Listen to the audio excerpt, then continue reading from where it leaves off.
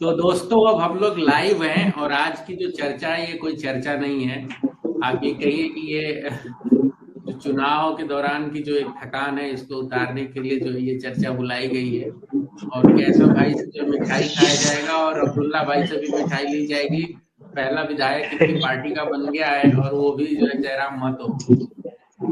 क्या कहेंगे केशव भाई, आप पहली प्रतिक्रिया क्या है आपकी? देखिए मैंने जो आखिरी हमारी डिबेट थी उस डिबेट में भी मैंने यही कहा था कि हम 55 से 60 सीट जीत के ला रहे हैं। इंडिया गठबंधन 55 से 60 सीट निश्चित तौर पर जीतने जा रही है और उसी तरह के नतीजे जो आए हैं ये इस बात को दर्शाता है कि भारतीय जनता पार्टी ने दो प्रभारियों को जो भेजा था, एक जो आदिवासी विरोधी थे और एक जो आदिवासी का चोला पहन कर आए थे, उन दोनों को उन दोनों प्रभारियों को, उन दोनों बहरूपियों को झारखंड की जनता ने जिस तरह से नकारा है और झारखंड की जनता से जिस तरह से उन्हें खदेड़ा है, वो हमेशा याद रखेंगे और अपने अपने प्रदेश में जाके इस गाथा को गाएंगे कि भैया झारखंड और झारखंडियों से पाला नहीं लेना है। देखिए ये जो झूठ पूरा षड्यंत्र, बांग्लादेशी घुसपैठिया, हिंदू मुस्लिम और तमाम धार्मिक ध्रुवीकरण, इस तरह के तमाम सगुफों का इस्तेमाल करते हुए जितना ये नीचे गिर सकते थे ये हर उस हद तक आ गए। इन्होंने हमारे चीफ मिनिस्टर को जेल तक डाल दिया। क्या इससे ज्यादा क्या हो सकता है? किसी राज्य के चुने हुए मुख्यमंत्री को आप जेल में डाल देंगे एक फैब्रिकेटेड केस में, इससे ज्यादा क्या किया जा सकता था? लेकिन भारतीय जनता पार्टी एकमात्र ऐसी पार्टी है कि जब अगर आप उनके वॉशिंग मशीन में अगर आप नहीं धुलते हैं तो आपके ऊपर ईडी सीबीआई की केसेस थोप दिए जाएंगे, आपको जेल में डाला जाएगा, आप तब भी नहीं झुकेंगे तो आपको, आपके परिवार को हर तरीके से परेशान किया जाएगा, आर्थिक रूप से परेशान किया जाएगा, मानसिक तौर पे परेशान किया जाएगा। और इस तरह से एक षड्यंत्र की तरह आपको प्रयास ये किया जाएगा कि किसी तरह से ये सरकार, चुनी हुई सरकार को हर राज्य में गिराया जाए।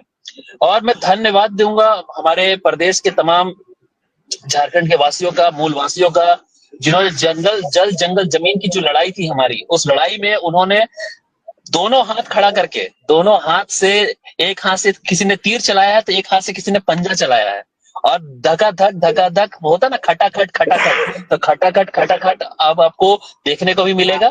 और निश्चित रूप से मैं ये कहना चाहूंगा कि आने वाला दौर झारखंड के लिए बहुत सुनहरा होगा। एक मजबूत सरकार बनी है, पहले से और मजबूत सरकार बनी है, और जब सरकार मजबूत होती है तो डिसीजंस भी कड़े लेने में हमें बहुत मदद मिलता है। अब हमारा पूरा टारगेट झारखंड को सरना कोड देना है और यहाँ पे 32 के खतियान जो लागू करना है वो है, और ओबीसी आरक्षण जो 27% ओबीसी आरक्षण का बात बहुत समय से चल रहा है, जिसको हमने पारित भी कर दिया था सदन से, उसको वापस हमें दिलवाना है, उसे गवर्नर से लड़के और केंद्र सरकार से लड़के हमें राज्यवासियों को 27% ओबीसी आरक्षण दिलवाना, ये हमारा मुख्य मुद्दा रहेगा आने वाले आगामी दिनों में। दरअसल ये जो डिबेट तो है नहीं, तो ये जो है ओपन है, और अगर किसी के मन में कोई सवाल है, जैसे मंजर भाई अगर आप कुछ पूछना चाहें तब तो ओपन डिबेट है, तो खेला जाता फिर, और क्या ओपन डिबेट है, बैटिंग करेंगे तो। मंजर भाई बॉलिंग कौन कर रहा है आज बॉलिंग कौन कर रहा है? अब्दुल्ला भाई से जो है आपने मिठाई ली कि नहीं, क्योंकि झारखंड में तो आप ही हैं तो आपकी मिठाई बनती है। नहीं, अभी भैया अभी जिस टाइप का बताए ना, भैया अभी जिस टाइप का बताए, अगर यदि काश उस टाइप का अगर यदि हमारे जेएमएम सरकार यदि सोचेंगे और उस टाइप का यदि करेंगे ना, तो झारखंड में कभी इनका सरकार हटेगा नहीं, ठीक है। मगर मेन जो मुद्दा है, मेन मुद्दा पे बात नहीं हो रही है। जैसे यहाँ पर मेन मुद्दा है यहाँ का विस्थापन नीति, नियोजन नीति, स्थानीय नीति। देखिए हम लोग यहाँ का बोकारो स्टील प्लांट का बगल में हम लोग रहते हैं, हम लोग यहाँ का रैयत है। हमारे दादा ने हजारों हजार एकड़ जमीन दिया बीएसएल को, मगर आज बताइए कि हम लोग 2 डिसमिल जमीन में रह रहे हैं, क्या ये सरकार की जिम्मेदारी नहीं है? बताइए। अब्दुल्ला भाई रैयत हम भी हैं, ऐसा नहीं है अकेला रैयत आप नहीं है, विस्थापित करता तो हम भी समझते हैं, हम भी यहीं से हैं। रैयत के लिए तो मुंह पर, सुनिए ना, रैयत के लिए तो मुंह पर मिल रहा है 75% आरक्षण, ठीक है। जिस तरह मोदी जी बोले थे 15-15 लाख सबके खाता में जाएंगे, ठीक है। तो मुंह पे जो माँ कागज कलम से लेकर के धरातल में नहीं ना हो रहा है। आप धरातल में आकर के देखिए, हमारे घर के बगल में इंडस्ट्री एरिया है, जिसमें कई छोटे छोटे पावर प्लांट है, छोटे छोटे स्टील प्लांट है, सीमेंट फैक्ट्री है, इथेनॉल प्लांट है, ये सब प्लांट जो है हमारे झारखंड सरकार के अंडरटेकिंग में ही चल रहे हैं, मगर हमारे झारखंड सरकार उस पर दबाव क्यों नहीं बना रहे हैं? इस पर है ना बात है। आज देखिए हम लोग भी झारखंडी, हम लोग क्यों सरकार पर गुस्सा है? सरकार पर हम लोग जो है गुस्सा करके क्रांतिकारी जो हम लोग जो लिए हुए हैं, अब जो चल रहे हैं, तो कहीं न कहीं कुछ कमी है, और कमी के कारण आज युवा निकल गए हैं सड़क पे।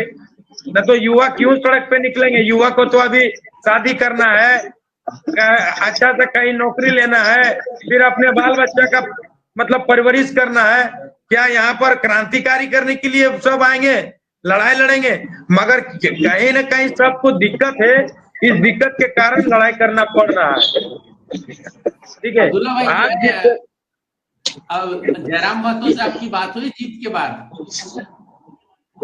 बधाई उनको मिल गया है। अरे तो आपको क्या मिला कुछ? मतलब उन्होंने कहा कि जो है आपकी जो बातें हैं उनको वो विधानसभा में उठाएंगे, उस पर बात होगी, कैसे आगे का प्लान क्या है? हाँ, बस अब नीति नियम का बात होगा, नीति नियम का बात होगा सदन में, विधानसभा में नीति नियम का बात होगा।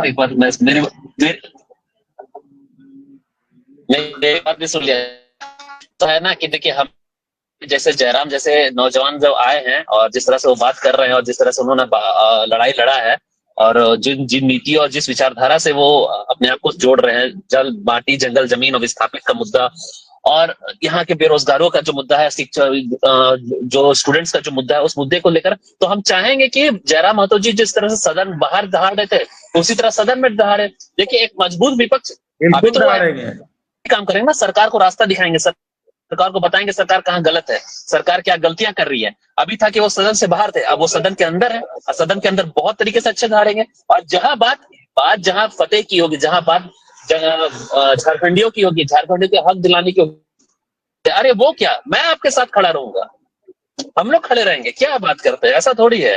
अरे सबसे पहले झारखंड है, बाद में जाए IAS IPS लॉबी, बाबू साहब गिरी सब यहाँ नहीं चलेगा उन लोग का। ठीक है, देखिए एक चीज अब्दुल भाई ये है कि किसी भी हाल में ये राज्य किसी भी हाल में मैं निजी तौर पर ये मानता हूं कि किसी क्षेत्रीय पार्टी के पास ही होना चाहिए। उससे होता क्या है ना कि जब आप क्षेत्रीय पार्टी के पास होती है तो क्षेत्र की समस्याएं कभी नेशनल इश्यूज नहीं बनता है। इस बार हुआ क्या चुनाव में कि जो क्षेत्र के मूल मुद्दे थे, जो मूल समस्याएं थी, वो मूल समस्याएं बरकरार रही।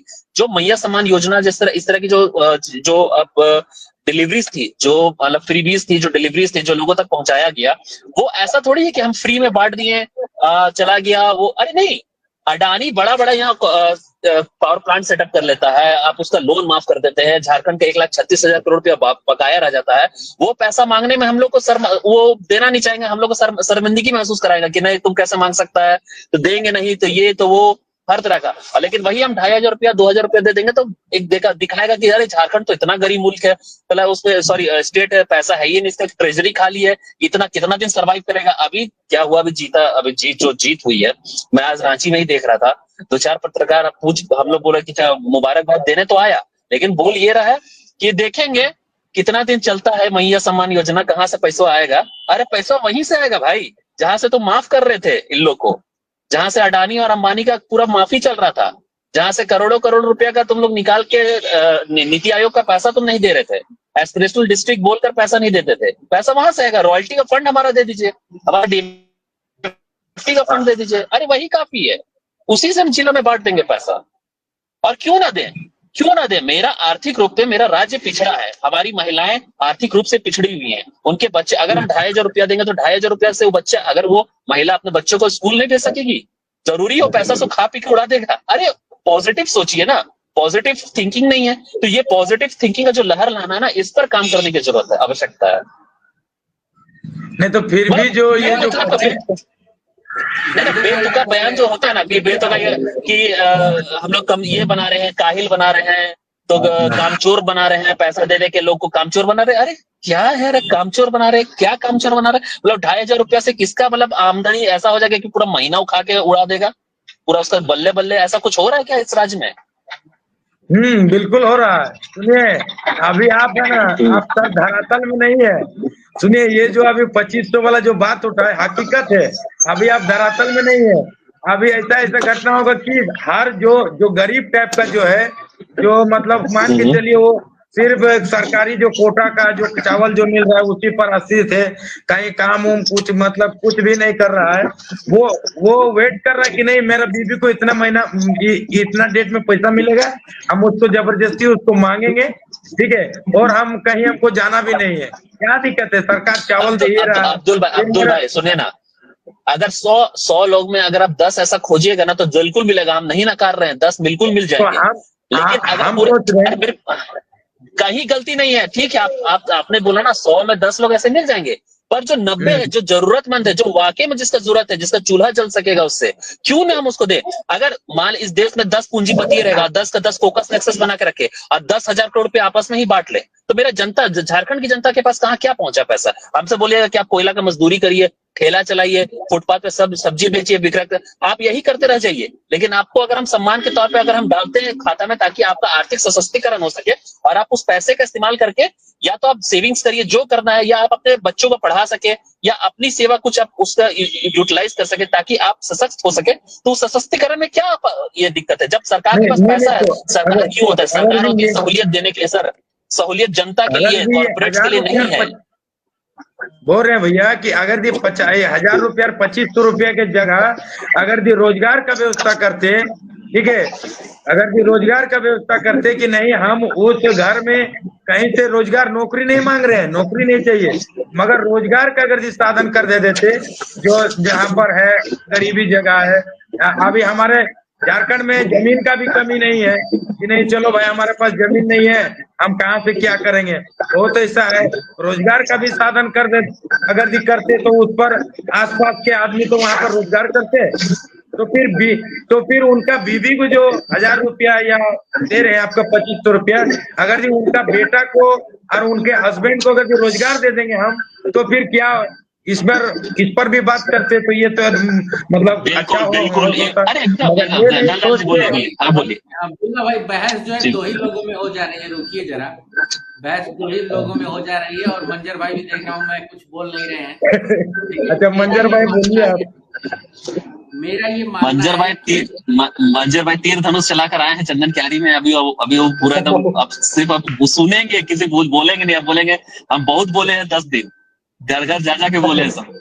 मेरा ये मानना है कि जैसे कि डेनमार्क या तमाम देशों में होता है, आप देखिए स्वीडन में होता है, जो गरीब लोग हैं जो बहुत ज्यादा नहीं कमा सकते, 10-15 हजार कमाते हैं, उनको सरकार पैसा देती है, तो उसको कोई बुराई नहीं है। हाँ, उसके साथ रोजगार की भी व्यवस्था होनी चाहिए, और यही हेमंत सोरेन का इम्तिहान होगा कि वो 10 लाख जो नौकरियों का वादा किए हैं वो नौकरी देते हैं कि नहीं, और रोजगार के लिए माहौल क्या बनाते हैं। क्योंकि सिर्फ इसमें जो है सिर्फ हेमंत सोरेन की प्रॉब्लम नहीं है, कोरोना के बाद ही आप देखिए पूरे देश में जो है महंगाई और बेरोजगारी इतनी ज्यादा बढ़ गई है कि यूपी हो या बिहार हो, हर जगह नौकरी की मार है। तो मुझे लगता है कि थोड़ा समय देना चाहिए, और इन लोगों का जो पहला कार्यकाल जैसा भी रहा, लेकिन इनको एक नई शुरुआत करनी है। लेकिन मैं बस ये जानना चाह रहा हूँ अब्दुल्ला भाई आप लोगों से कि आप लोगों ने जेएमएम को जिताने में कितनी मदद की, कहाँ वोट काटा आप लोगों ने? क्या बोल रहे हैं? मैं कह रहा हूँ किन सीटों पर जिता दिया आप लोगों ने जेएमएम को? जेएमएम को देखिए हम लोग क्या जिताएंगे, वो तो जनता, तब तो जनता का हाथ में है, ठीक है। जेएमएम के पास तो पावर है, उसके बाद पैसा है, सब कुछ है उनके पास, उनको कौन क्यों जिताएगा, वो तो अपने बल पे जीते हुए हैं।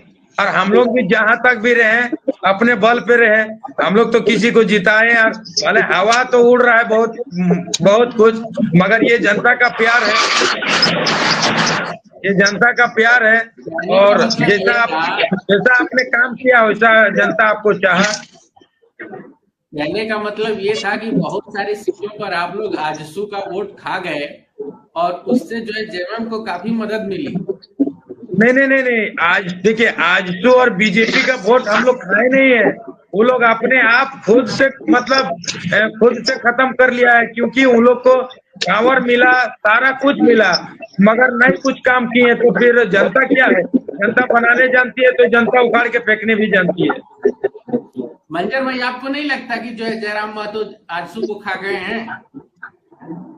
देखिए सही बात है। और आपने जो है सबसे पहले तो साझा भारत में जुड़े विशेष मेहमानों में जो है देखिए इस चुनाव में जो है आजसू पूरी तरह से खत्म हो गई है। और आजसू जो है अब जो है आजसू एक सीट जो जीती है मांडू सीट, वहाँ की विधायक भी कह रहे हैं तिवारी महतो जी कि जो है हम इस्तीफा देंगे और हमारे पार्टी सुप्रीमो चुनाव लड़ेंगे। अब देखा जाए मांडू से फिर एक बार रास्ता रोकेगा शायद जीबी के जेल के सुदेश महतो का रास्ता, क्योंकि सुदेश महतो जो है वहां पर चुनाव लड़ेंगे अगर तो जयराम महतो भी अपना प्रत्याशी देंगे और फिर एक मौका मिलेगा सुदेश महतो को सदन पर रोकने के लिए, सदन से जाने से रोकने के लिए।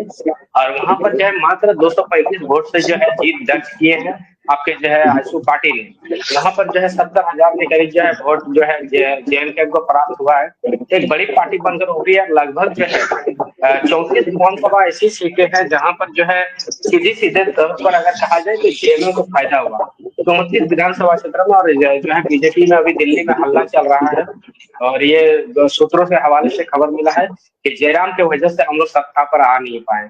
तो एक बड़े नेता बनकर उभरे हैं जयराम महतो। और जयराम महतो जो है अब जो है मोदी जी तक पहुंच गए हैं। और ये बड़ी खुशखबरी है अब्दुल्ला जी के लिए कि आपकी जो है चर्चा दिल्ली में हो रही है कि जयराम फैक्टर की वजह से बीजेपी सत्ता में नहीं आ पाई।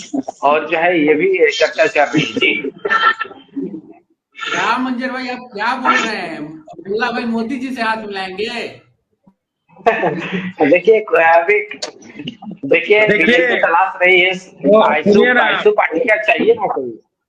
सुनिए यही मोदी जी से संपर्क में है। थोड़ा सा मेरा बात पहले सुनिए।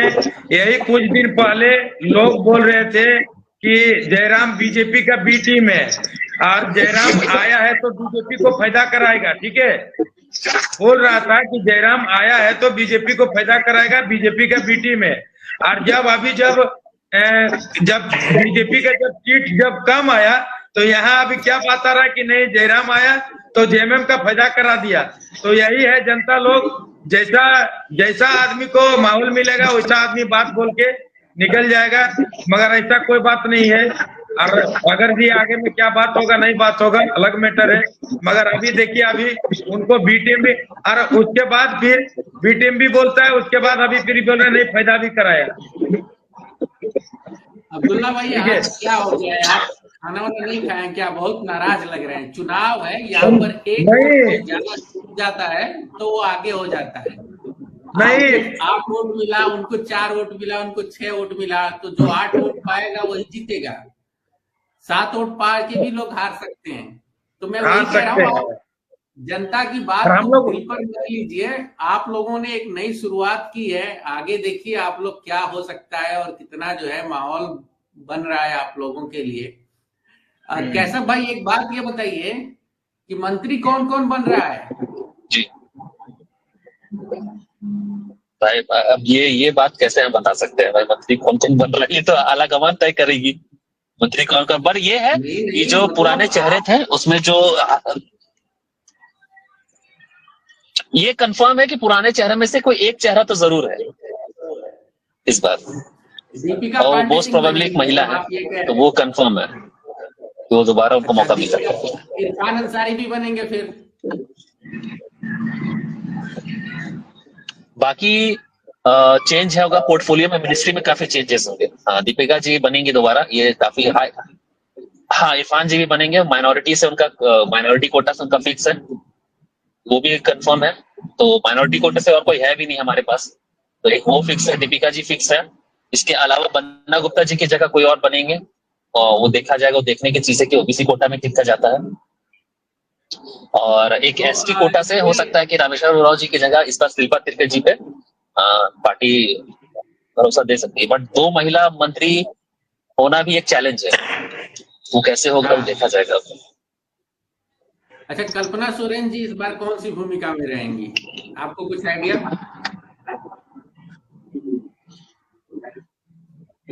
कल्पना सोरेन जी ना सपोर्टिंग भूमिका में ही प्ले करेंगे, वो अभी नहीं आएंगे फ्रंट पर। कल्पना जी अभी सपोर्टिंग भूमिका में ही रहेंगे और जेएमएम को और मजबूत, देखिए जेएमएम जिस ग्राफ से उसने अपना विस्तार किया है ना, और वो कल्पना सोरेन जी के आगमन से ही हुआ है। ये जहां तक हम फील कर पा रहे हैं। तो उनका जो रोल रहेगा ना, वो हेमंत सोरेन जी के लिए ना, कैसे राहुल गांधी जी के लिए प्रियंका गांधी बैकग्राउंड सपोर्टर की तरह काम करती है। जहां भी पार्टी में कला होती है, कोई प्रॉब्लम आती है, तो वो एकदम उतर जाती है और उस चीज को सॉर्ट आउट करती है। तो कल्पना जी भी जिस तरह से स्मार्ट वर्क कर रही है ना, वो एक तरह से ना उनके लिए लक्ष्मण की तरह काम करेंगी हेमंत जी के लिए, और मुसीबत में ना वो उनको नैया पार लगाएंगे बहुत जगह। तो हमको लगता है जेएमएम में वो ऐसे बहुत मुख्य धारा में रहेंगी, सेंटर पॉइंट में रहेंगी, पर पर्दे के पीछे से काम करेंगी। चलिए, अब आप लोगों के कोई सवाल हो तो कैसा भाई से पूछ लीजिए, मंजर भाई या अब्दुल्ला भाई से कोई सवाल हो। भाई मंजर भाई तो हम लोग को 16 सीट से नीचे उतार के 10 के अंदर ला रहे थे, बताइए मंजर भाई ऐसा जुल्म कर रहे थे। तो इसका श्रेय जो है आप देखिए अब्दुल्ला जी का दीजिए कि जेबी केसेस की वजह से जो है आप लोग वहां पहुंच पाए। देखिए वो श्रेय अब हम किसी को नहीं देंगे, इसलिए ना नहीं, श्रेय हम देंगे नहीं किसी को, इसलिए ना कि हर बार कुछ ना कुछ समीकरण हो जाता है। पिछले बार आप बोलिएगा कि आजसू और भाजपा अलग लड़ी तो आप लोग जीत गए, इस बार जेबी केसेस आ गए तो जीत गए, अगली बार कोई और आ जाएगा फिर जीत जाएंगे। तो वो अब श्रेय व्रत देने का खत्म, अब हालातों पे बात होगी कि हालात क्या है और कैसे जीते हैं। आपको एकदम सीधा बता रहे हैं, अगर जेएलके यहाँ पर अगर वोट बोकारो में नहीं लगती तो क्या श्वेता सिंह जीत जाती? जो 39 वोट काटी है। अरे वो तो पूरे राज्य में दिख रहा है कि कहीं ना कहीं वोट शिफ्ट हुआ है, तो कहीं ना कहीं किसी को फायदा हुआ, और ये होता है, ये हर जगह के राज्य के चुनाव में कहीं ना कहीं होता है इस तरह से कि ऐसा देखने को मिलेगा कि क्षेत्रीय पार्टी एक दूसरे का वोट काटती है और उसका फायदा किसी तीसरे को हो जाता है। तो वही मैं तो यही कहूंगा, मैक्सिमम देखिए मंजर भाई बोल रहे हैं कि समय लगेगा, अभी तो नया अभी आया हुआ है, अभी विधानसभा में वोट को कलेक्ट किया, लोकसभा में विधानसभा में एक विधायक निकाला, उसके बाद 29 में देखिएगा कि 29 में क्या होता है। अब 5 साल फिर हम लोग को अभी समय मिल गया है, क्षेत्र में कैसे काम करेंगे, उसके बाद 5 साल बाद फिर हम लोग आएंगे 2029 में, देखते हैं किसको फायदा जाएंगे। देखिए पहले कंफर्म करिए, बीजेपी भाजपा में नहीं ना जाएंगे, भाजपा में तो नहीं जाएंगे, ठीक है। ये तो आदमी लोग बोलने का है कि भाजपा में जाएंगे, ये जाएंगे, मगर भाजपा में नहीं जाएंगे, क्योंकि और झारखंड के लिए आए हैं लड़ने के लिए हम लोग, अभी भाजपा में और इसमें जाने के लिए हम लोग नहीं आए हुए हैं। अगर भाजपा कांग्रेस जेएमएम में जाने का रहता तो हम लोग पहले ही चल जाते, हम लोग का खुला दरवाजा था। नहीं अब्दुल्ला भाई, जैसे आप लोगों की एक कोई बात हुई होगी ना, मतलब हालांकि अभी समय तो बहुत कम ही हुआ है कि मतलब ऐसी कोई बात हुई हो, लेकिन आप लोगों ने ये सोचा होगा ना कि अगर इतना ज्यादा समर्थन जनता ने दिया है तो आगे कैसे राजनीति करनी है, क्या अकेले ही चलेंगे या फिर जो है आगे जाकर के 2 साल 3 साल बाद गठबंधन के बारे में सोचेंगे कि किसी पार्टी से हाथ मिला लें और ज्यादा सीटें जीतें, क्योंकि अगर किसी पार्टी के साथ आपका गठबंधन हुआ होता तो आपके ज्यादा विधायक जीते होते। देखिए वो तो बात नहीं हुआ है, मतलब वो बात हुआ है कि जब वक्त आएगा तो हम लोग देखेंगे, ठीक है, जैसा वक्त आएगा वैसा देखेंगे। मगर हम फिर मेरा एक मतलब राय है कि हम लोग चाहते हैं कि झारखंड में सिर्फ क्षेत्रीय पार्टी रहे और राष्ट्रीय पार्टी यहाँ से चले जाए और क्षेत्रीय पार्टी ही झारखंड को चलाए, चाहे वो जेएमएम रहो चाहे वो जयराम रहे। झारखंड तो अब्दुल्ला भाई एक राष्ट्र का हिस्सा है, तो राष्ट्रीय पार्टी कैसे चली जाएगी, ये तो कभी हो नहीं सकता। ऐसा बात नहीं है। देखिए सुनिए, बीजेपी राष्ट्रीय पार्टी है ना, मगर तीसरा नंबर में है। अरे हो सकता है, कोई जीतता है, कोई ज्यादा बड़ा होता है, वो तो समीकरण के हिसाब से है। आदिवासी ज्यादा है तो आदिवासी की पार्टी बड़ी पार्टी है यहाँ पर। सुनिए ना, अभी मान के चलिए, अभी सीपीआई राष्ट्रीय लेवल का पार्टी है ना, अंतर्राष्ट्रीय लेवल का पार्टी है, मगर एक समय उनका दबदबा रहता था, मगर अभी देख लीजिए तो आदमी जैसे जिस टाइप का आदमी काम करेगा धीरे क्रेज बढ़े, ये मत बोलिए कि नहीं जाने सकेगा, तो जैसा काम करेगा। कांग्रेस को हटा दिया जाए। हम चाहते हैं कि झारखंड में सिर्फ क्षेत्रीय पार्टी रहे और क्षेत्रीय पार्टी छोड़ के और झारखंड का दुख दर्द कोई नहीं समझ सकेगा। क्योंकि झारखंड को लेने में भी, सुनिए, झारखंड को लेने में भी झारखंड का बलिदान किया है, और झारखंड को मतलब सींचने में भी झारखंडीय किया है। तो और इनका दुख दर्द भी झारखंडीय समझ पाएंगे। बाहर का आदमी कुछ यहाँ पर लगा ही नहीं, तो क्या मालूम होगा उनको। अगर तो मालूम रहता ना तो सब बात दिल्ली में होता। वो जो प्लांट की बात कर रहे थे आप, वो किसने लगाया? बाहरी ने ही तो लगाया था। वो तो बाहर का लगाए, वो तो ठीक है, वो तो बार बार, सुनिए, वो तो बार बार यही वाला बात अगर कहेंगे कि प्लांट लगाएं, तो हम लोग भी तो बार बार बोल रहे हैं कि हम लोग का दादा परदादा जमीन नहीं देते तो क्या प्लांट लग पाता? तो अरे तो आप किसी दूसरे आपको जमीन मिला तब ना प्लांट लगाए। आप किसी दूसरे देश में बिना जमीन का प्लांट नहीं लग पाता। आप किसी ये तो बोल रहे हैं, आप किसी दूसरे देश में हैं। हम लोग भारत देश में है जी, दूसरे देश में काहे रहेंगे। यहाँ तो देखिए ना, जमशेदपुर, भाजपा और कांग्रेस को जो है भगा दिया जाए झारखंड से। भगा नहीं दिया जाएंगे। हम बोल रहे हैं कि झारखंड में सिर्फ क्षेत्रीय पार्टी रहे। क्षेत्रीय पार्टी रहने ये का हम क्या बोल रहे मतलब है? हम चाहते हैं सिर्फ झारखंड में क्षेत्रीय पार्टी रहे। भगाने का तो बात नहीं। हमका जब अगर ये आदमी किसी को चाहबे नहीं करेगा तो फिर रह के क्या फायदा होगा। आप तो वैसे ही बात कर अभी रहे हैं जैसे मान के चलिए, बहुत ऐसे जगह में है ना जी, बीजेपी जीते हुए थे, वहां से बीजेपी हार गई है। आप तो वैसे ही बोल रहे हैं ना। हालांकि ऐसा नहीं है कि वो चाहिए।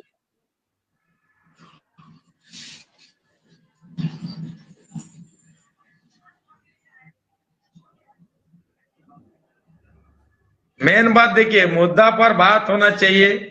और देखिए अभी जैसे झारखंड में, अभी देखिए झारखंड में ही है, झारखंड में जमशेदपुर भी झारखंड में है, हमारे बोकारो स्टील प्लांट में भी, हमारा बोकारो स्टील प्लांट भी झारखंड में है। मगर जमशेदपुर स्टील प्लांट का जो नियम कानून है वो क्या हमारे बोकारो स्टील प्लांट में है? अरे वो प्राइवेट है भैया। कौन है प्राइवेट? जमशेदपुर का जो टाटा वाला प्लांट है ना। हाँ, तो मतलब प्राइवेट का मतलब नियम अलग रहता है, और जो आपका गवर्नमेंट का रहता है उसका नियम अलग रहता है। हाँ, ऐसा बात तो नहीं है। जो मजदूर एक्ट का नियम है ना सर, हम भी देखे हुए हैं, जो मजदूर एक्ट का नियम है वो सेम रहेगा। देखिए ये वीडियो जो है, हम लोग ये सब बात करने के लिए नहीं है। इस पर बहुत बैठ करके और पॉइंट टू पॉइंट बात करनी पड़ेगी। आप जो बात कर रहे हैं वो टाटा के मैनेजमेंट का प्रोजेक्ट है, वो सरकार का नहीं है। जितना लोग वो जो बोकारो वाला प्लांट लूटता है, वहां सब ठेकेदार है, मजदूर है, जो है क्या क्या मिल करके, वो टाटा का रहता तो वो बंद हो गया होता। लेकिन जो है ना, हम लोग इस पे बात करने के लिए अभी नहीं बैठे हैं। एक आराम की बैठक है ये। एक मंजर भाई ने कहा कि जो है बात करते हैं अलग अलग लोगों से, तो ये वो वाली बहस नहीं है। एक सीट जयराम महतो जीत गए तो क्रांति नहीं हो जाएगी। 5 साल बाद हम लोग भी देखेंगे। लेकिन इसका मतलब ये नहीं है कि सारे लोग खराब हैं, चाहे वो बीजेपी हो, चाहे कांग्रेस हो, चाहे जेएमएम हो, चाहे बाकी लोग। महतो नेता दूसरी पार्टियों में भी हैं। समझ में आ जाएगा कि 5 साल में क्या होता है। सुदेश महतो भी जब आए थे तो क्रांतिकारी ही थे। भाजपा के गुलाम बन के 20 साल रहे, खत्म हो गए आज। फिर किसी भी ऐसे ही होगा। नहीं, सब आदमी इस टाइप का नहीं होता है। नहीं, ऐसा नहीं होता। सब आदमी को समझ में आ जाता है। जब कुर्सी, गाड़ी, गद्दा, तकिया, तोशक मिलता है ना, तो बहुत आराम आता है उस पर। आदमी को लगता है कि जितना जो है पिछवाड़ा छिलवाए हैं सब एकदम सेक लें। तो अभी देखा जाएगा आने वाले साल क्या होने। क्रांतिकारी मान के चलिए, गद्दा और तकिया के चक्कर में अगर भी रहते ना, तो फिर तो इस तरह बातें नहीं होता। अभी विधायक बने हुए 2 दिन हुए अब्दुल्ला भाई, आप परेशान मत होइए। हम नहीं परेशान हो रहे हैं। चला गया रिजवान, हम परेशान नहीं हो रहे हैं। विधायक देखिए, विधायक थे उस समय भी हम बात इसी टाइप का करते थे, और विधायक अभी बन गए। देखिए जो सच्चाई है वही बात कर रहे हैं। अगर ये आदमी सोचने का तो सोच लेंगे कि चलो गद्दा और कुर्सी और अपना इसके लिए आए हुए हैं। अब्दुल्ला भाई ये बताइए कि वो अनूप सिंह का जो वो सब चलता है, ट्रक व्रक चलता है सब, वो सब बंद होगा कि नहीं होगा? क्यों बंद होगा? ऐसा बात थोड़ी है कि किसी को भी आमदाजी किसी को भी बंद कर देगा, किसी को भी रोक देगा। सबका अपना नियम है ना। मोदी भी यही कहते थे कि सबके अकाउंट में 15 लाख आएंगे, और आपने जनता को यही बोला कि सब बंद करवा देंगे, सब खदान हमारा होगा, हमारे लोगों का होगा। तो देखा जाएगा, उसमें कोई बात नहीं तो नहीं ये है। नहीं ना बोले कि जितना भी लोगों का गाड़ी चल रहा है वो सब गाड़ी को रोक देंगे। उस गाड़ी पर विषय पे बात हो गई कि ओवरलोडिंग नहीं चलना चाहिए, डस्ट नहीं उड़ाना चाहिए। मैं वही कह रहा हूँ, चुनावी भाषण अलग होता है और जब आप सरकार में आते हैं, सिस्टम का हिस्सा बनते हैं, तो दूसरे तरीके से चीजें चलती हैं, उसको आपको स्वीकारना पड़ेगा। और बहुत सारे लोगों को लगेगा कि बहुत सारा कुछ बदल गया है। जब आप सिस्टम का हिस्सा बनते हैं तो सिस्टम के तरीके से चलते हैं। आप अकेले विधानसभा में विधायक हैं, 1 मिनट का टाइम मिलेगा बोलने के लिए, वहां 1 घंटे का टाइम नहीं मिलेगा जैसे लोकसभा में होता है। आपको 1 ही मिनट मिलेगा बोलने के लिए, उसी में सब बोल देना है। तो अभी बहुत कुछ देखना बाकी है और मैं चाहूंगा कि बाकी लोग भी बोले। भाई आप कहाँ जा रहे हैं? मैंने कहीं जा नहीं रहे, मैं रांची से वापस आ रहा हूँ एक्चुअली।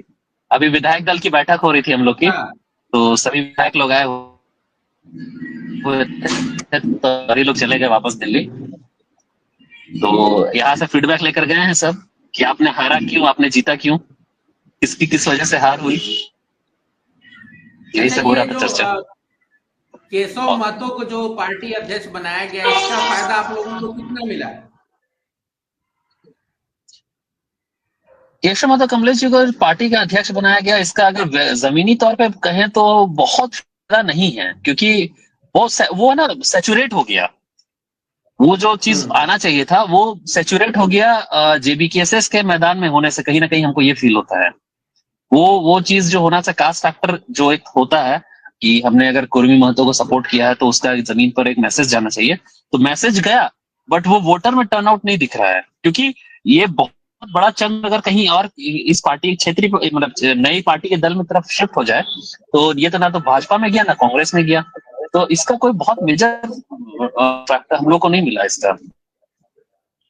अच्छा, ये एक बात ये भी बताइए कि ये जो गोड्डा वाले एरिया में जो है इंडिया गठबंधन ने सारी सीटें जीती हैं, निशिकांत दुबे के इलाके में इतनी बड़ी मतलब आप देखिए परिवर्तन की लहर चली और सारी सीटें आप लोगों ने जीत ली आपके गठबंधन ने। ऐसा क्या हो गया कि लोकसभा चुनाव में हार गए थे आप लोग और विधानसभा चुनाव में आप लोगों को काफी फायदा मिला?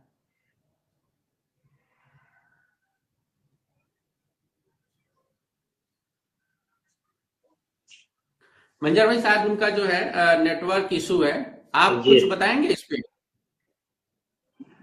देखिए सर, सवाल क्या था, फिर से एक बार रिपीट किया। निशिकांत दुबे वाले इलाके में इंडिया गठबंधन इतना जबरदस्त प्रदर्शन कैसे कर गया?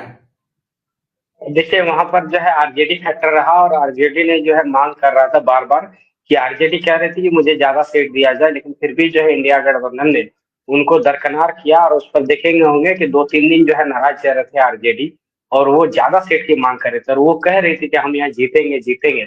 और देखिए गोड्डा और देवघर में जबरदस्त जो है लड़ाई जीती है आरजेडी ने, और ये बॉर्डर इलाका है, भागलपुर जो है बिहार ये जो है टच करती है बॉर्डर, और यहाँ पर जो है इसको मिला है आरजेडी को, तो आरजेडी ने जो है करके दिखाया है, 6 में 4 जीता है। तो यानी कि देखिए कि मतलब 80-90% के जो है रेशियो सक्सेस रेट ये है इनका आरजेडी के पास। और निशिकांत दुबे का गढ़ जो है छीन लिया संथाल परगना में, और संथाल परगना में जिस तरह देखिए सबसे बड़ी हम दाद देंगे जेएमएम की, उन्होंने बाकायदा लिस्ट जारी किया था कि ये सीट हम जीत रहे हैं, और वही चीज हुआ है कि कहीं ना कहीं इस बार लग रहा है कि जनता के मूड को उन्होंने भाप लिया था। ग्राउंड सर्वे बहुत मजबूत था उनके पास। यहाँ पर जो है वो लोग जयराम फैक्टर को समझ नहीं पाए। बीजेपी जयराम फैक्टर को जो है दरकिनार करके चल रही थी कि अरे वो हम जो है फर्क उनसे हमारा नहीं पड़ेगा, लेकिन उन्होंने फर्क करके दिखाया और इससे जो है जेएमएम इंडिया गठबंधन को मजबूती मिली। आप देखेंगे कई सीटें हैं, गोमिया है आपके जो है रामगढ़ है, चाहे उसके बाद जो है आपका चंदनचारी हो गया, चाहे आपका मांडू हो गया, यहाँ पर देखिए कि इसके वजह से जो है उनको जीत मिली है। ये सीट जो है इंडिया गठबंधन नहीं निकाल पाती अगर जेएलके या जेपीके टिकट यहाँ पर अगर प्रत्याशी को नहीं देती। तो आप देखेंगे कि जूसलाई में हो गया, इचागढ़ में हो गया, तो ये जो है जीत सीधी सीधी जो है जेएमएम को इंडिया गठबंधन को झोली में चला गया, क्योंकि जब इन्होंने वोट काटा तो वो बीजेपी का काटा, और बीजेपी का जब काट दिया तो बीजेपी का जो है वोट 2 भागों में बट गया और इंडिया गठबंधन जो है बाहुबली बन गया। मुस्लिम, आदिवासी और जो है जो जिस समुदाय से, चाहे वो राजपूत है, राजपूत समुदाय का भी उनको वोट मिला, जिससे वो क्या हुआ, उनका रास्ता खुल गया। देखिए अब्दुल्ला जी जुड़े हैं, और अब्दुल्ला जी से मैं यही कहूंगा कि बेरमो में जो है आपकी लड़ाई तो बहुत मजबूत थी, लेकिन जो है आप लोग वोटों को शिफ्ट नहीं करा पाए, और जो है डुमरी में जैसे आप शिफ्ट कराए वोटों को, वैसा वहां पर जैसे कि 3 कुर्मी नेता थे, तीनों दिग्गज थे, और वहां पर जो है आजसू का वोट आप लोगों ने छीन लिया, और इसलिए जो है आप लोग की जीत हुई, और ऊपर से जो है जयराम मातो सुप्रीमो चुनाव लड़ रहे थे, तो जो है मजबूत जो है वोट मिला आप लोग को। अलारगो जैसे गांव में, मंत्री के गांव में 2 आपने वोट छीन लिया, तो कहीं ना कहीं इसी से पता चल गया था कि आप लोग डुमरी जीत रहे हैं। लेकिन बेरमो में ये राजपूतों की संख्या 21,000 के आसपास है, शहरी वोट अच्छी खासा है, ओबीसी वोट है, ये जो है जयराम महतो अपनी ओर शिफ्ट नहीं करा पाए, तो कहीं ना कहीं जो है 30,000 के बड़े अंतरों से जो है आपका जो है प्रत्याशी सुप्रीमो चुनाव हार गया। इस पर आज उसमें कहा भी जयराम आपके जयमंगल सिंह ने कि जो है जयराम महतो तो मेरा कंपटीशन का भी नहीं है, वो 30,000 वोट से मेरे से हार गए हैं। तो ये सारी चीजें दिखाता है कि जो है आप सिर्फ जो है आप विशेष समुदाय से अगर बात करेंगे, तो विशेष समुदाय के भरोसे आप जो है झारखंड में ज्यादा सीटें नहीं जीत पाएंगे, कम से कम 1-2 समुदाय को और आपको ऐड करना ही होगा, तभी आप सीट निकाल पाएंगे, अन्यथा आपको गठबंधन करना पड़ेगा। और आज कई जो है चैनल जो उनका विशेष जो चलता है यूट्यूब, जो उससे वो सर्वे कर रहे थे, उससे कह रहे थे कि जेएलएम को भविष्य में किस से गठबंधन करना चाहिए, इंडिया या एनडीए, तो अधिकतर लोगों ने 70% लोगों ने इंडिया जो है, लोगों ने बताया कि इंडिया गठबंधन अगर कीजिएगा तो यहाँ आपका बढ़ेगा। जी सर, आप बताइए। मंजर भाई, ये अनूप सिंह को मुस्लिम वोट बेरमो में बहुत मिला है, मुझे ऐसा लग रहा है, तभी वो जीते हैं। जी, मुस्लिम वोट जो है कन्वर्ट नहीं करा पाए यहाँ पर, जैसे डुमरी में जैसा किया जयराम महतो ने, वैसा जो है बेरमो में नहीं हुआ। बेरमो में थोड़ा सा लोगों को डर रहा कि कहीं ये बीजेपी में चला गया तो इसलिए जो है वहाँ के लोगों ना, वहां पर जो है आपका डुमरी में अलग चीज है, डुमरी में अकेले 84,000 महतो कुर्मी समुदाय है, इसीलिए जो है वहाँ उनकी जीत हुई, और बाकी अन्य समुदाय की जो है मिल ही गई। जयराम महतो एक बड़े चर्चित चेहरा है, तो सिर्फ एक समुदाय के जो है वोट वहां से नहीं हुई, सभी समुदाय का मिला, लेकिन एक तरफा जो है इनको एक समुदाय का अच्छा खासा वोट मिला। और गिरिडीह क्षेत्र जो डुमरी जिला में आता है आपका, डुमरी जो आता है गिरिडीह जिला क्षेत्र में आता है, और वहां से वो बढ़त बनाते हुए एकदम आए चंद्रपुरा नवाडी तक, तो यहाँ पर लेकिन चंद्रपुरा आपके जो है इधर आपके जो है बेरमो में ऐसा नहीं दिखाई दिया। यहाँ पर यहाँ के मुसलमानों ने जो है लगभग जो है 70% मानता हूँ कि जयमंगल सिंह पर ही विश्वास जता है, वो वोट शिफ्ट नहीं करा पाए, जैसा लग रहा था लेकिन नहीं हो पाया। जी, ये तो अब इस कार्यक्रम को अंत प्रणाम पे ले चलते हैं। अगर आप लोगों के कुछ सवाल हो तो पूछ सकते हैं। अब्दुल्ला भाई, आप बोल नहीं रहे हैं तो आप बोल लीजिए अगर आप कुछ कहना चाह रहे हैं। नहीं, ठीक बोले मंजर भाई, बोले बिल्कुल बोले, सही बात बोले कि जैसा समीकरण लगाए सब सेम वही टाइप का समीकरण है कि मुस्लिम वोट हम लोग का आया, मगर उतना नहीं आया जितना आना चाहिए था। जी, और अगर दी मुस्लिम अगर दी सारा अगर दी लगभग मतलब 50% भी आता तो फिर भी बहुत सा मार्जिन था, 30,000 का मार्जिन था। हम लोग का अगर दी 50% भी अगर दी लाते तो भी चांसेस नहीं था।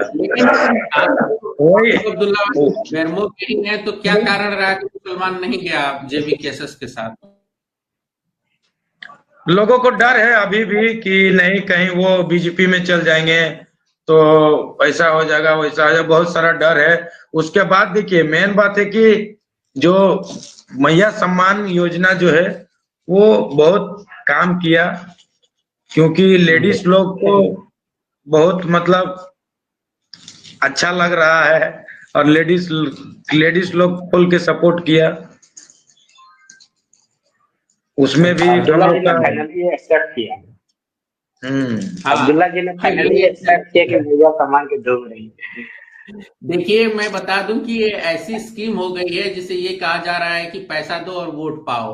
महाराष्ट्र में जो हुआ है इंडिया गठबंधन का, उस मतलब क्या ही कहा जाए। तो कैसा भाई ये बताइए कि बेरमो में जो आप लोग जीते, तो आप क्या मानते हैं जो अनूप सिंह की जीत हुई है उसके पीछे क्या कारण है आपकी नजर में? देखिए, इसमें ना मैं अगर साफ साफ मैं कहूँ ना, तो अनूप सिंह जी का है ना मैनेजमेंट, इलेक्शन मैनेजमेंट को मैं बधाई दूंगा। मतलब उन बैकग्राउंड में जो उनकी टीम जो काम कर रही थी ना, मैं बहुत खासकर जो मंजर भाई बोले थे मुसलमानों ने जो उनको वोट दिया ना, उसमें उन्होंने बहुत विशेषकर ध्यान दिया। मतलब इस तरह से ध्यान दिया कि इतने लोग उतार दिए, जाने पहचाने लोग, और बाहर से बुला करके, इनफैक्ट बोकारो जिला से भी कई मुसलमान के जो मानिंद लोग हैं समाज के, उनको बुला करके बहुत अच्छे तरीके से लोगों के साथ बैठक करवा के मस्जिदों के बाहर, और रात रात में ईशा की नमाजों के बाद बहुत अच्छे तरीके से लोगों तक पहुंचाया इस मैसेज को कि देखिए, मेरे न होने से ये समस्याएं होंगी, मेरे होने से ये समस्याओं का समाधान है, और आगे हम आपके लिए हैं। ये फील कराना वापस कि हाँ है, और हम आपसे दूर नहीं है, कहीं कटे हुए नहीं है, आप ही लोग सब कुछ है। तो ये जो मैसेजिंग हुआ ना मुसलमानों में, वो मुसलमान का मैसेजिंग ही इनको इस बार इस चुनाव में ये बचा दिया। वरना कहीं ना कहीं ये चुनाव में पूरा बेरमो बहुत जिस स्थिति पे खड़ा था ना, बहुत टफ था, बहुत टफ। जब ये घोषणा हुआ रविंद्र पांडे जी का टिकट घोषणा हो गया, और ये भी पता चला कि जयराम महतो भी वहां से लड़ रहे हैं, तो ऐसा लग रहा था कि बहुत डिफिकल्ट हो जाएगा वहां पे कांग्रेस पार्टी को सरवाइव कर पाना। बट हैट्स ऑफ कि बंदे ने जिस तरीके से चुनाव का मैनेजमेंट किया ना, हमने 29-30 सीट जो हमने लड़ा है ना, उसमें सबसे हार्डवर्क करके किसी बंदे ने अपने सीट को बचाने के लिए किया है, तो वो ये आपके बेरमो के अनूप सिंह जी ने किया है। वो अच्छी स्ट्रैटेजी थी उनका, दाद देता हूं मैं। वो जिस तरह से मेहनत किया ना उन्होंने, वो सीट मेहनत से जीती हुई सीट है। वो कहीं ये नहीं कहा जाके जेबीकेएसएस ने काट दिया और ये काट दिया और वो काट दिया। वो सीट मेहनत से जीती।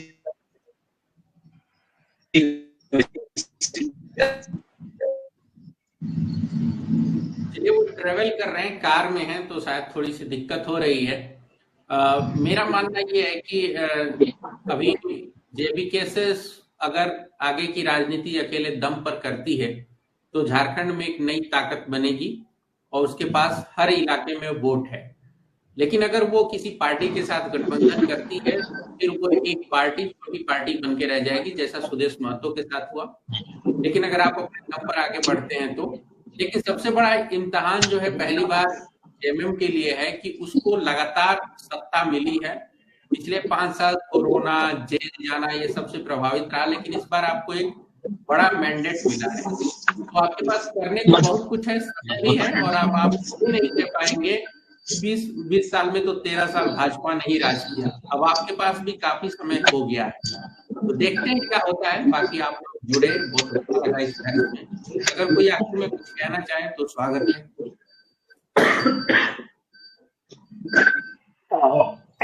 नहीं, ठीक है, बढ़िया है। जैसे कि यही है कि जो था कि भाई गोड्डा, एक जो बात रह गई थी गोड्डा वाली, कि गोड्डा में ऐसा क्या हुआ कि निशिकांत दुबे वाला सीट को, तो हमको जहां तक हम लोगों ने एनालाइज किया वहां पे यही समझ में आ रहा है कि जब राष्ट्र मुद्दों की बात हो जाती है, नेशनलिज्म की बात हो जाती है, तो लोगों का वोटिंग पैटर्न एकदम डिफरेंट है। और जब विधानसभा के चुनाव हो रहे हैं और विधानसभा में क्षेत्रीय मुद्दों की जब बात होती है, तो वहां पे महिला वोटरों के भी पैटर्न एकदम डिफरेंट है। मोदी जी को देखना और क्षेत्र में अपने क्षेत्र के नेता को देखने में फर्क करते हैं लोग। इस चीज को, पैटर्न में बहुत डिफरेंस है, वोटिंग पैटर्न बदल जाता है लोगों का। तो यही चीज है ना, ऐसे गोड्डा, महागामा, इन सब क्षेत्रों में देखने को मिला, बोकारो में देखने को मिला, जो सोच भी नहीं सकता था इंसान व्यक्ति की भाई इतना कांके 40 साल बाद जीते हम लोग, 40 इयर्स बाद। तो वो उम्मीद का परे था। तो कहीं ना कहीं वोटिंग पैटर्न में चेंज इसी बात को लेकर के है, जो चुनाव जब हो रहा है तो नेशनलिज्म और क्षेत्रीय मुद्दे अलग अलग स्थितियों में अलग अलग तरीके से वोटर वोट कर रहे हैं अभी समय, और सोच रहे हैं। ऐसा नहीं है जो मैनिपुलेशन होता था 2019 में, जब आप देखते थे कि राष्ट्रीय मुद्दों में ही क्षेत्र के मुद्दे भी उड़ जाते थे, और भारतीय जनता पार्टी क्षेत्र जो विधानसभा की चुनाव है वो नेशनलिज्म की इशू पे जीतते चली जा रही थी। तो वो चीज अब खत्म हुआ है, और अब मुद्दे हावी हैं, क्षेत्रीय मुद्दे हावी हैं, समस्याएं हावी हैं, और नेशनलिज्म को थोड़ा दरकिनार किया गया। अब जब बॉर्डर सिक्योरिटी वाले इतना हाईटेक मुद्दा, इतना हाई प्रोफाइल मुद्दे को अगर झारखंड की जनता नकार देती है, सिरे से नकार देती है, तो आप समझ सकते हैं कि पब्लिक जो, और ऐसा नहीं है झारखंड बहुत एजुकेटेड है, या झारखंड के लोग जो ग्रामीण क्षेत्र के लोग हैं हाईली एजुकेटेड है, ऐसा कुछ भी नहीं है। तो हम ये सकते उनका सिविक सेंस जो काम कर रहा है ना, सोचने समझने का और राजनीति को देखने का, हम ये समझ रहे कि पॉलिटिकल मैच्योरिटी इस राज्य के लोगों के अंदर काफी आ गया है।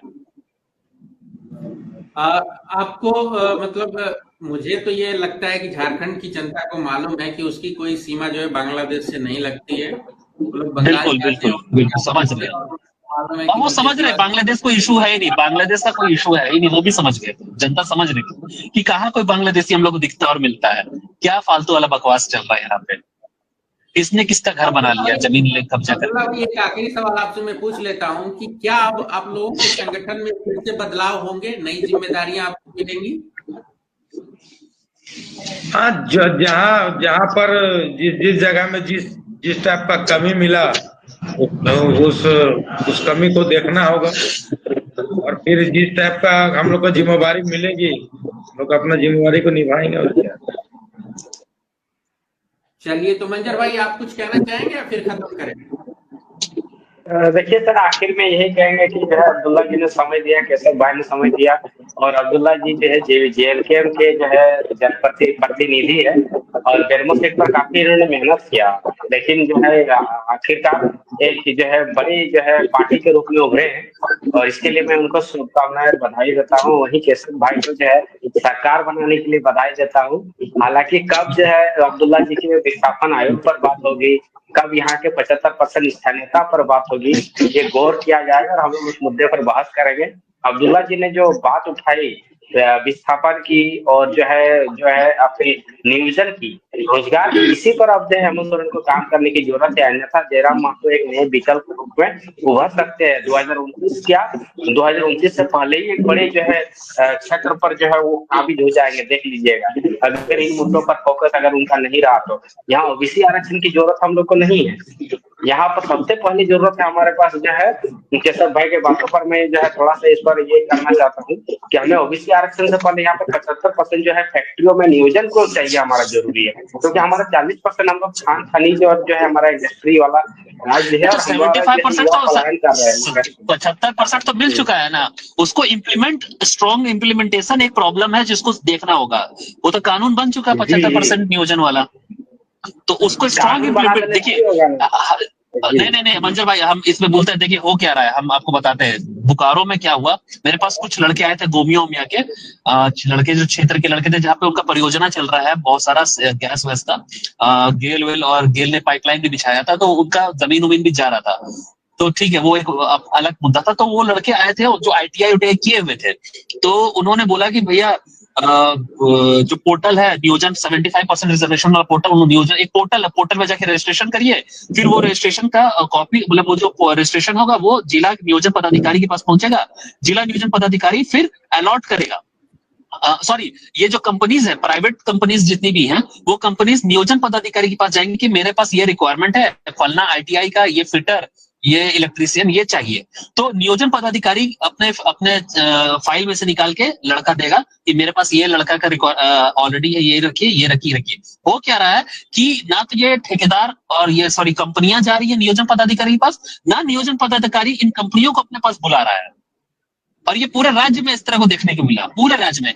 बोकारो जिला में इस तरह से बोलते, मतलब जो वर्तमान DC अभी बैठी हुई है, और वर्तमान DC जो अभी बैठी हुई है, 3 बार बुलाया, नियोजन पदाधिकारी को बुला के डांटा डपटा गया, पर क्या जो एक्शन होगा, कोई एक्शन नहीं है। तो ये जो IS लॉबी है ना, ये जो एकदम निष्क्रिय बैठी हुई है ना, इससे बहुत प्रॉब्लम है राज्य को।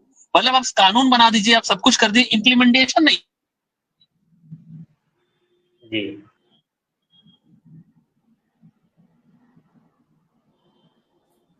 उनका नेटवर्क फिर चला गया है मंजर भाई।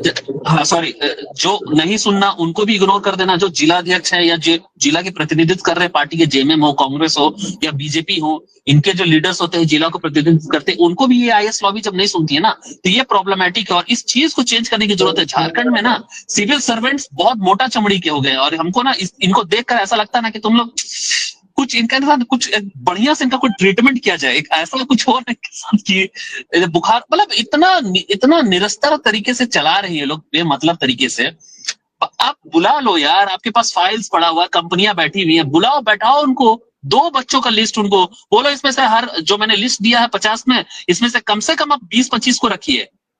तो वो तरीका ही नहीं फॉलो हो रहा। ठेकेदार अपने मर्जी से किसी को भी रख लेगा, वो बाहर से बुला के रख लेगा अपने हिसाब से। अच्छा, सैलरी आप जब रखिएगा पोर्टल के थ्रू, तो सैलरी जो झारखंड सरकार ने जो तय किया है टेक्निकल और नॉन टेक्निकल के लिए, आपको उस हिसाब से पेमेंट करना होगा, उससे भी बचना चाह रहे हैं। तो बहुत सा समस्या है, इस चीज को बहुत सॉर्ट आउट करने की बहुत जरूरत है और बहुत स्ट्रांगली देखना होगा, तब ये इस राज्य की है ना बेरोजगारी की समस्या धीरे धीरे दूर होगी। शिक्षा और नियोजन दोनों को साथ साथ लेकर जाना पड़ेगा। जी, तो मेरा यही कहना था कि अगला 5 साल जो है विस्थापन के मुद्दे पर बात होनी चाहिए, नियोजन के मुद्दे पर बात होनी चाहिए, स्थानीयता पर बात होनी चाहिए, भाषा पर बात होनी चाहिए। कोई भी बाहरी आकर यहाँ पर परीक्षा ना दे सके। थोड़ा आप जो है यहाँ पर बंगाल में जाएंगे, बंगाली, महाराष्ट्र में जाएंगे मराठी, उत्तर प्रदेश में जाएंगे तो आपको वहाँ पर जो है हिंदी है। परीक्षा देने से मंजर भाई हम लोग रोक नहीं सकते, परीक्षा देने से तो रोक नहीं सकते, वो एक फंडामेंटल राइट है, कॉन्स्टिट्यूशनल राइट है, आप रोक नहीं सकते किसी को। वो हम जान रहे हैं, वो फंडामेंटल राइट है, लेकिन आपके पास ये भी पावर है ना कि आप एक पेपर जोड़ दीजिए कि ये आपको करना है। बिल्कुल बिल्कुल। जो अन्य राज्य जो तरीका अपनाती है, जो गुजरात जो तरीका अपनाता, कर्नाटक अपना तरीका अपनाता, तमिलनाडु अपना तरीका अपनाता, सेम पैटर्न को फॉलो करना है। वही बात है ना, क्षेत्रीय पार्टी करने को सक्षम है, क्षेत्रीय पार्टी इंटरेस्टेड भी रहेंगी। होगा क्या, IAS आएगा बीच में और सब कुछ फाइल को दबा देगा, रोकेगा, 10 तरह का प्रॉब्लम गिना देगा। एक CGL का एग्जाम कितना सरलता से हो सकता था, इतना जो प्रॉब्लम आपको देखने को मिल रहा है ना, ये सिर्फ और सिर्फ है इन बाबू साहबों का मतलब इंटरनल अपना पूरा कोकस नेक्सस जो बना के रखे। एक CGL का एग्जाम, एक एजेंसी जो बार बार ब्लैकलिस्ट हो रहा है, क्यों रखे हो भाई, क्यों, क्या जरूरत है? हटाओ, या टाटा कंसल्टेंसी को दो, किसी ऐसी कंपनी को दो जिसका ट्रैक रिकॉर्ड है बढ़िया एग्जाम कराने का। क्या लॉजिक बनता है? पैसा खर्च हो ही रहा है, 2 बार 3 बार अब एग्जाम खर्च करेगा, करोड़ों रुपया खर्च हो जाता है। आप एक ही बार एग्जाम करते, वही पैसा देते, काम बन जाता। जी है, इस बात को लेकर तो सरकार में बिल्कुल रोजगार का चैलेंज आप लोगों के सामने है कैशव भाई, बहुत बड़ा चैलेंज है, बहुत बड़ा चैलेंज है। और जनता लड़के इस बार जो बेरोजगारी का जो मुद्दा था ना, उसको अगर ये सरकार झेल गई ना, तो वो मतलब वो कुदरत का बस करिश्मा ही है कि नौजवान लड़कों का गुस्से को झेल गई सरकार, बच गए। वरना आने वाले समय में अगर इसको सॉर्ट आउट नहीं किया गया राज्य की तरफ से, राज्य अपने स्तर से जितना कर सकती है कर दे। मैं यही चाहूंगा कि यहाँ के जो सिविल सर्वेंट्स हैं, प्रयास मेरा भी ये रहेगा, नियोजन नीति जो 75% है उस पर हम पुरजोर तरीके से लगे हुए हैं। मैंने खुद मेल्स किए हैं, मैंने खुद जाके एप्लीकेशन अपने हाथ से जमा किए हैं। और अब जो सरकार नहीं बन गई, हम इसको और थोड़ा सा तेज करने का प्रयास करेंगे और कोशिश करेंगे ना कि हर जिले में ये नियोजन पदाधिकारियों के ऊपर है ना कड़ी सख्ती की जाए। इस पर थोड़ा विशेष रहेगा कि ये काम करे। चलिए, उम्मीद एकदम सोए में है, तो कोई ये नहीं है। वरना साझा भारत तो आपसे मतलब सवाल करेगा ही। आज तो हम लोग थोड़ा जाने दे रहे हैं आप लोग को। चलिए, छोड़ी बात। तो मंजर भाई खत्म करें इसको या फिर आप कुछ और कहना चाह रहे हैं? नहीं सर, बस यही कहना चाहिए। आज तो हम लोग बस यही सर कि आपके हाथ कितने मजबूत हो रहे हैं इस नई सरकार में? किसके बारे में पूछे? हमारे बारे? हाँ, अरे हमारा तो चारों देखिए, आप लोग की दुआएं रहेंगी, आप लोग का एक ये रहेगा, प्यार रहेगा, तो इंशाअल्लाह कुछ ना कुछ बढ़िया मिलेगा। कुछ ना कुछ पार्टी ध्यान देगी, पार्टी गौर फिकर जरूर करेगी। मैं चाहता हूँ कि आप मजबूत हो, आपके हाथ में बहुत कुछ आए और आप थोड़ा साझा भारत पर नजर रखें। बाकी जो है, अरे बिल्कुल बिल्कुल मंजर भाई, चलिए फिर इजाजत दीजिए, बात करते हैं। धन्यवाद अगले वीडियो में। थैंक यू दोस्तों, धन्यवाद। ठीक है, चलिए, ओके, थैंक यू, ओके, चलिए, गुड नाइट।